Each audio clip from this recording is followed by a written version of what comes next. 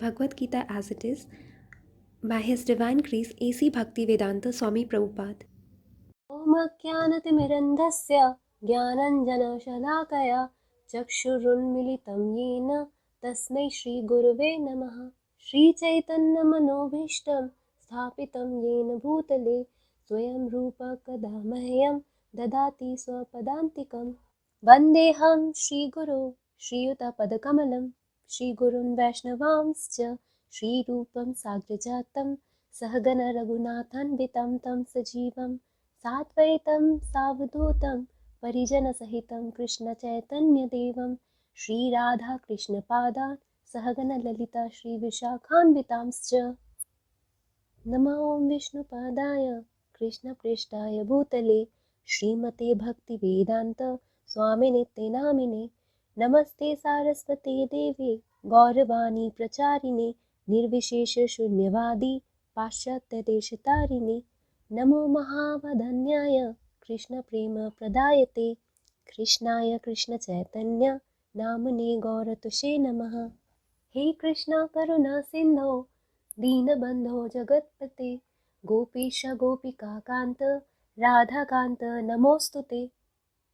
तप्तकाञ्चन गौराङ्गी राधे वृन्दावनेश्वरी वृषभानुसुते देवी प्रणमामि हरिप्रिये। वाञ्छाकल्पतरुभ्यश्च कृपासिन्धुभ्य एव च पतितानां पावनेभ्यो वैष्णवेभ्यो नमो नमः। जय श्री कृष्ण चैतन्य प्रभु नित्यानंद श्री अद्वैत गदाधर श्रीवासादि गौर भक्तवृंद। हरे Krishna Krishna Krishna Hare Hare Hare Ram Ram Ram Hare Hare.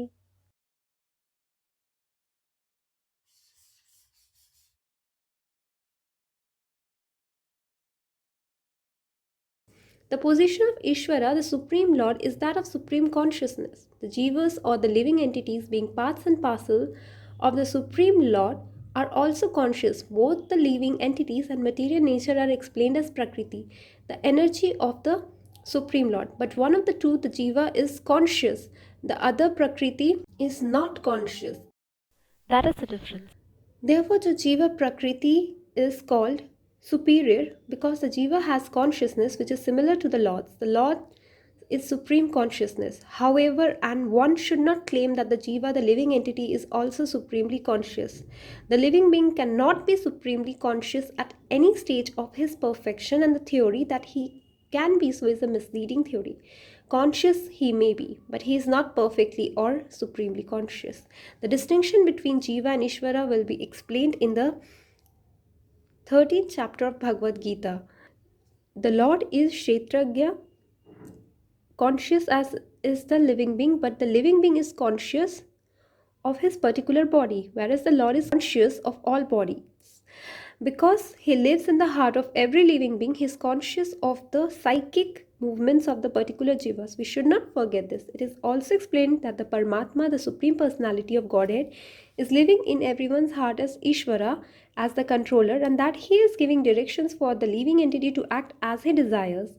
The living entity forgets what to do. First of all, he makes a determination to act in a certain way, and then he is entangled in the actions and reactions of his own karma. After giving up one type of body, he enters another type of body as we take off and put on clothes. As the soul thus migrates, it suffers the actions and reactions of his past activities. These activities can be changed when the living being is in the mode of goodness, insanity, and understands what sort of activities he should adopt. If he does so, then all the actions and reactions of his past activities can be changed. Consequently, karma is not eternal. Therefore, we stated that of the 5 items, Ishvara, Jiva, Prakriti, time, and karma, 4 are eternal, whereas karma is not eternal. The Supreme Conscious Ishvara is similar to the living entity in this way. Both the consciousness of the Lord and that of the living entity are transcendental. It is not that consciousness is generated by the association of matter. That is a mistaken idea. The theory that consciousness develops under certain circumstances of material combination is not accepted in the Bhagavad Gita.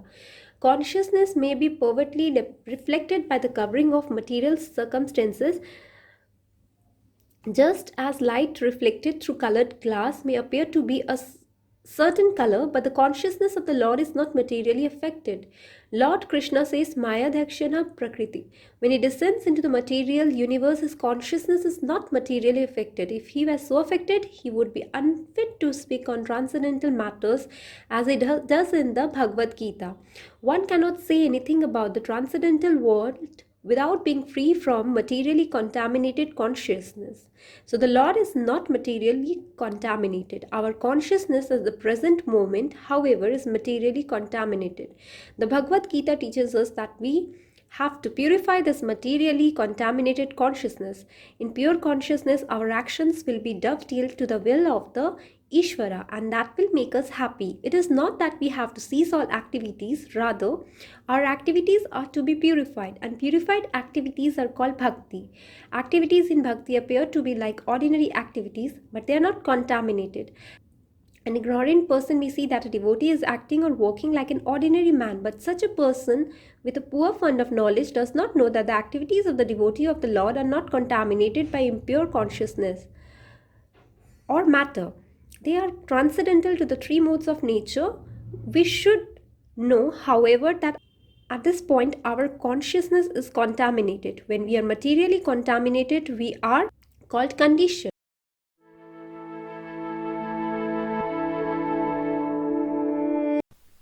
That is the difference. That is the difference.